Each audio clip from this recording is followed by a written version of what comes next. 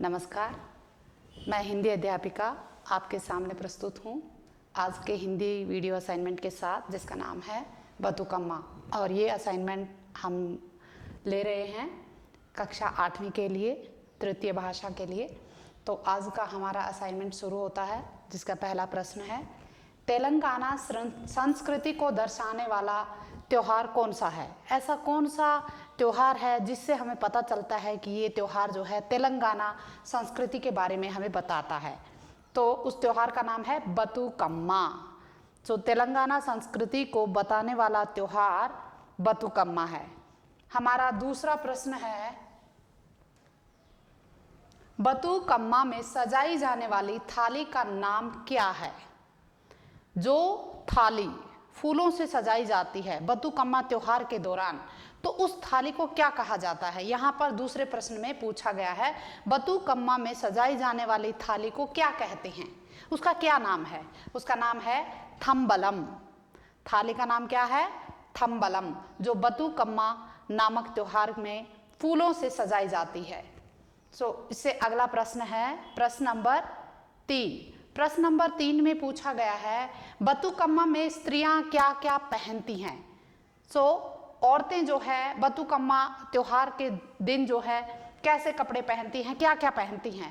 पट्टू, साड़ियाँ एवं गहने। पट्टू, साड़ियाँ और गहने जो है तेलंगाना में औरतें बतुकम्मा त्योहार के दौरान पहनती हैं।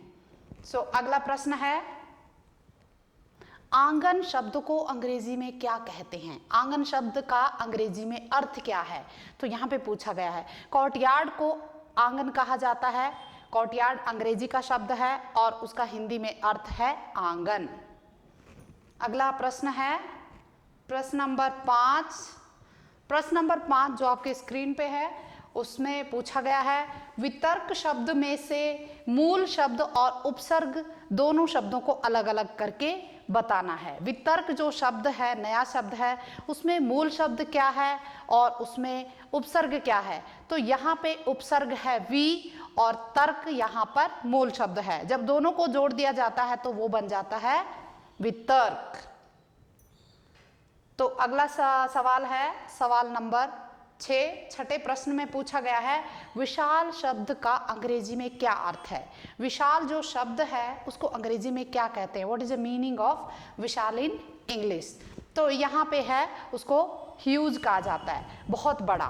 ओके, विशाल जो है हिंदी में बहुत बड़ा शब्द है, तो उसको अंग्रेजी में कहा जाता है ह्यूज, ह्यूज अमाउंट। ओके, बड़ी मात्रा में। अगला प्रश्न है प्रश्न नंबर 7।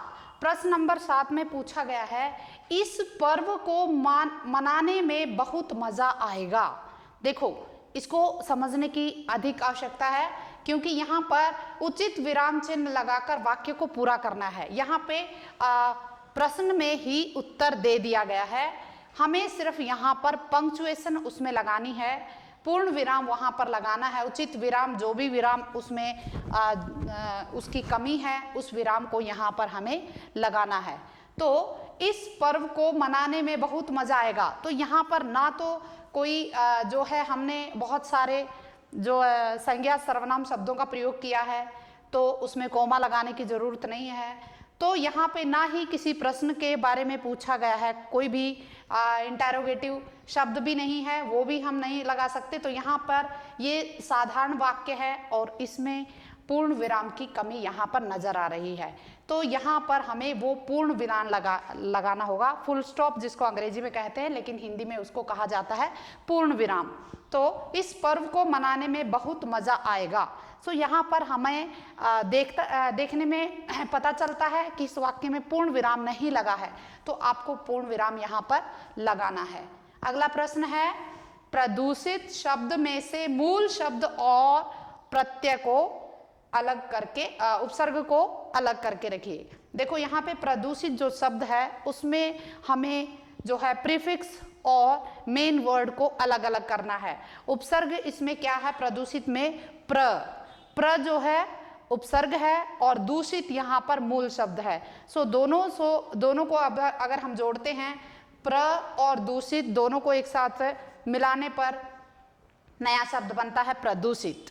सो यहाँ पर प्र जो है क्या है वो उपसर्ग है और दूषित क्या है मूल शब्द है।